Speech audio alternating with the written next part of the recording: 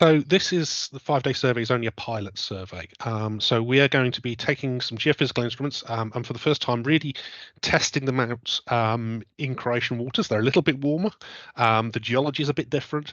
And so we're trying to basically see the submerged landscape that's under the water that was left behind at the end of the last ice age and try and map that landscape. And so in future surveys, we'll be able to go back, locate the really features of interest to archaeology and hopefully go back and recover some archaeological information in the next years. Are there any kind of specific artifacts you're looking for?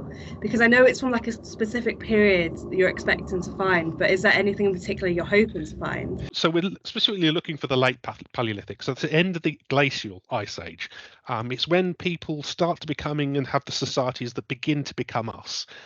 So we're looking at people who are hunter-gatherers, but we're looking for materials such as stone tools, which maybe they used to hunt animals and game, where things potentially would, because again, one of the things underwater sites preserve well are the organic things. So it could be fabrics, it could be wooden structures, but we're also looking for the environmental evidence, things like peat, things like clays from the sea level, which will tell us about sea level rise and the history of how the landscape responded to the end of the ice age. And that's really important to telling us how humans responded in the past to climate change, and potentially will tell us, how we're going to have to face a similar sort of climate change in the future, which is really, really interesting. We will be working with a new 3D sub-bottom echo sounder from Innomar, which allows us to look.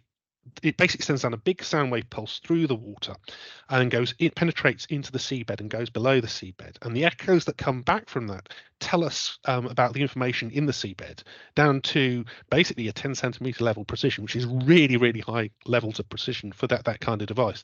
So not only do we get a map of the seabed, but we get a map of everything below the seabed. And that's really, in Croatia, doing it at that high resolution for archaeology is a really cutting edge thing. It's quite a technologically involved piece of kit, but it really is revolutionising how we do archaeology on the seabed.